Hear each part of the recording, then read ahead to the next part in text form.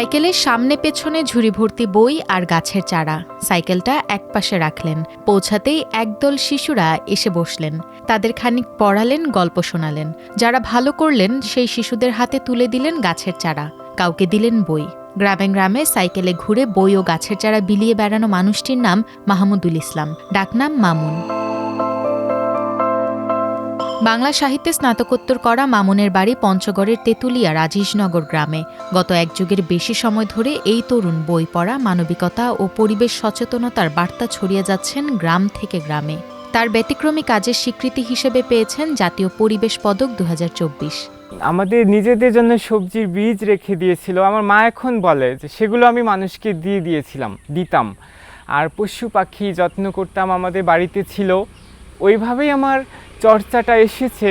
এবং আমার মা, বড় ভাই যে বড়দের বইগুলো পড়ছিল, আমি পড়ে ফেলেছিলাম সেই সব।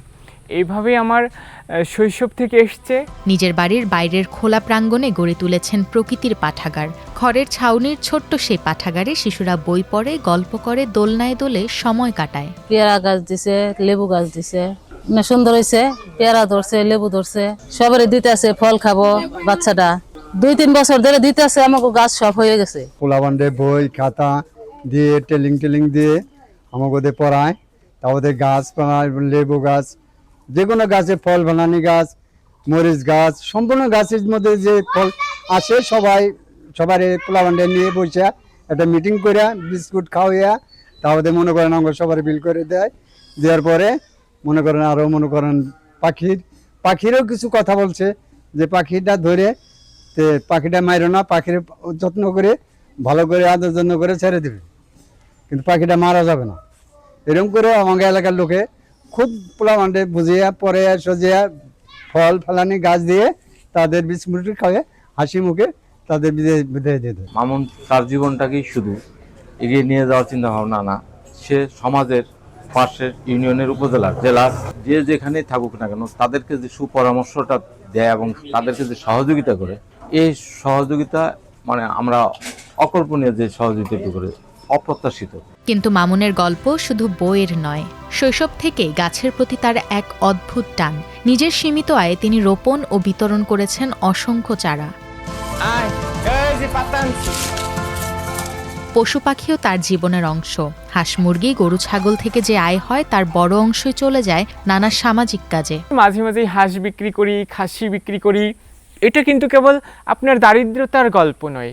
আমি যখন পড়াশোনা করে আমার মনে হচ্ছে এটা একটা শিল্প, প্রাণী সম্পদের সাথে একটা মায়ার খেলা। আমি পরে অবজারভেশন করলাম এটা তো একটা উদ্যোক্তা হওয়ার বার্তা। এবং অনেক তরুণ আমার সাথে যোগাযোগ করে যে তারা কিভাবে ছাগল পালন করবে, মুরগি পালবে। এবং এই ব্যাপারগুলো এসে আমার মন কিন্তু আরও বড় হয়ে ওঠে। এরকম বই পড়ানো, পরিবেশ বুঝানো, আকাশতলার পাঠশালা, চারা উপহার হিসেবে বিতরণ এবং রাস্তাঘাটে দুর্ঘটনাপ্রবণ দেখলে নিজেই লেগে পড়ি। এবং এই কাজগুলোর মধ্য দিয়ে আমি বলি যে প্রত্যেকটি মানুষেরই এসব দায় আছে, এসবই সামাজিকতা, এসবও ধর্মাচার, এসবও শিক্ষার অংশ। তার মা বলেন, মা পাশে না থাকলে কোনো সন্তান এভাবে এগোতে পারে না। আমি খুব খুশি, অনেক দূর থেকে সহযোগিতা করে আসছি। আমি সব ছেলে মেয়েদেরকে যদি মা সহযোগিতা না হইয়া পাশে দাঁড়ায়, তাহলে কোনো ছেলে মেয়েরা সরকারের উদ্দেশ্যে বলবো, দেশবাসীর উদ্দেশ্যে বলবো যে আরো কয়েকটা মা বাবা তাদের ছেলে মেয়েদেরকে যেন এইভাবে ছেড়ে দেয় দেশের কাজ করার জন্য, দেশের মানুষের কাজ করার জন্য।